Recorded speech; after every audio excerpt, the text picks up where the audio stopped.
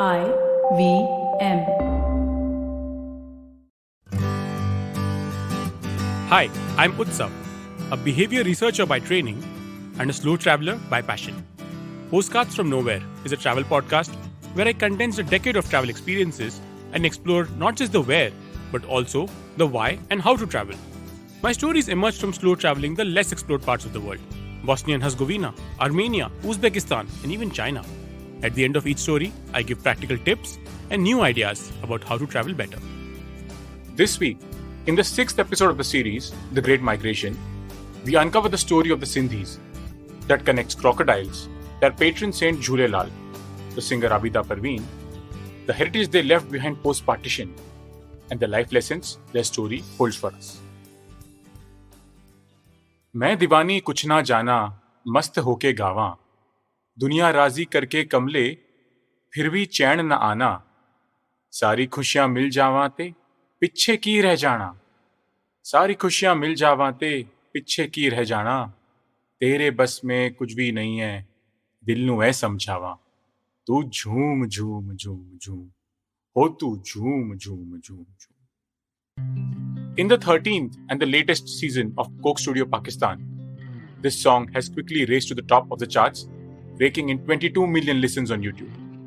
The song is a collaboration between Naseebo, a Marwari born in Pakistan, and the peerless Abida Parveen. But Abida Parveen's talent often overshadows a key aspect of the singer, her appearance. If you check out the video, whose link you will find in the show notes, you will notice her wearing a dupatta around her neck. In fact, if you check out any of her Coke Studio appearances, you will see her sporting dupattas everywhere. It's no ordinary dupatta though.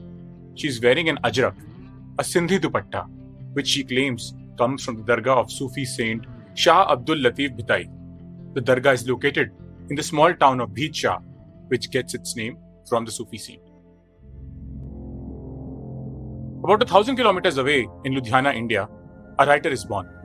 It's 1912, pre-independence undivided India.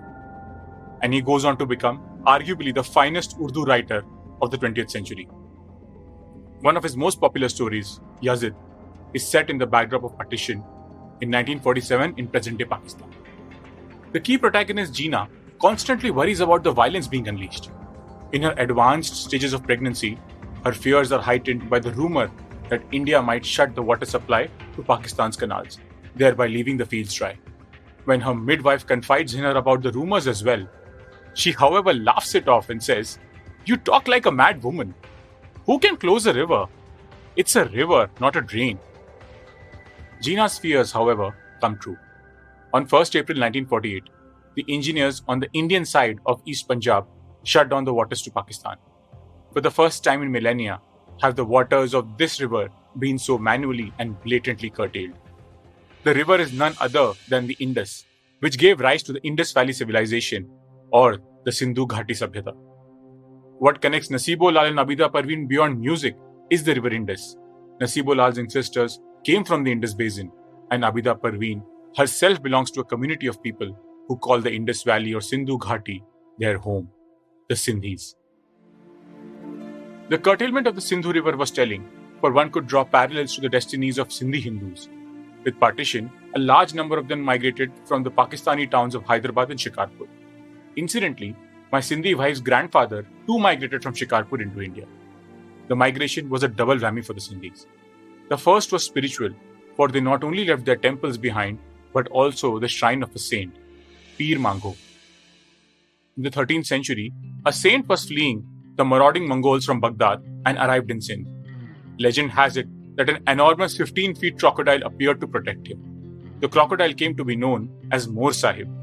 Archaeological investigations have also found the existence of a Bronze Age settlement at Mango Peer, who worshipped crocodiles.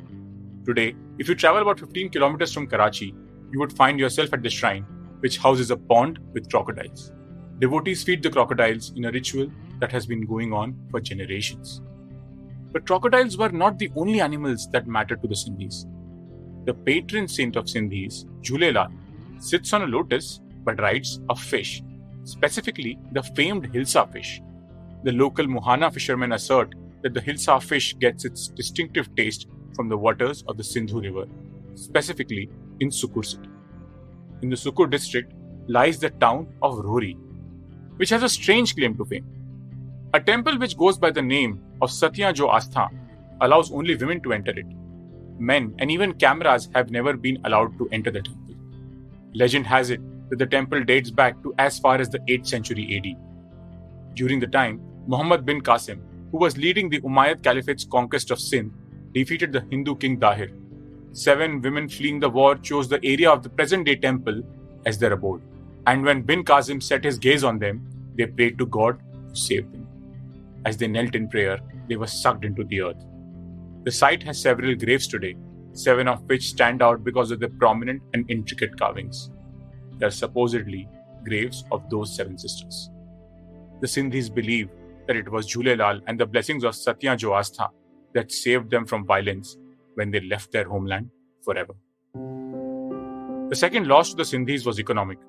Many left flourishing businesses and trading posts overnight. From the middle of the 19th century, Sindhi men began migrating to set up an unusually wide transnational mercantile network, stretching from Bukhara in Uzbekistan to Panama in Central America. Several communities and cities flourished. Shikarpur came to be known for its bankers, doing what is colloquially known as Byaz Ka Dhanda. The Sindh Workies of Hyderabad would sell products from Sindh, mainly handicrafts, in all leading ports of the world, going as far as Panama in the west to Kobe and Yokohama in Japan in the east. They went on to create some of India's most loved brands.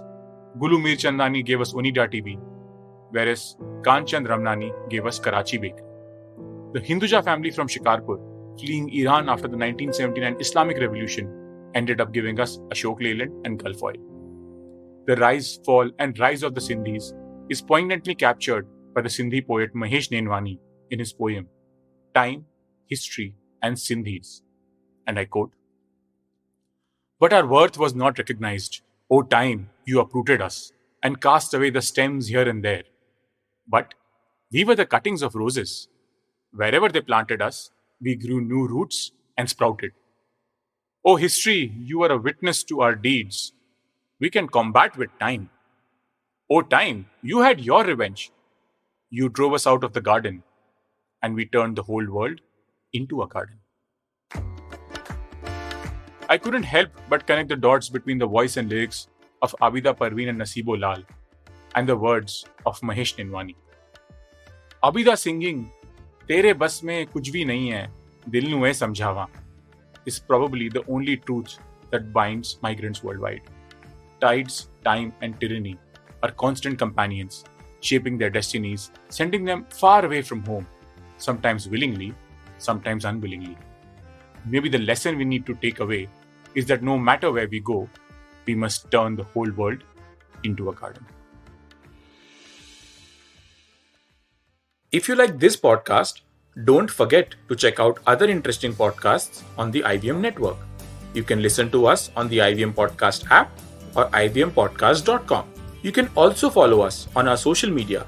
We are at IVM Podcasts on Twitter and Instagram. If you want to reach out to me, I am Utsav Memory on Twitter and YVTravel42 on Instagram.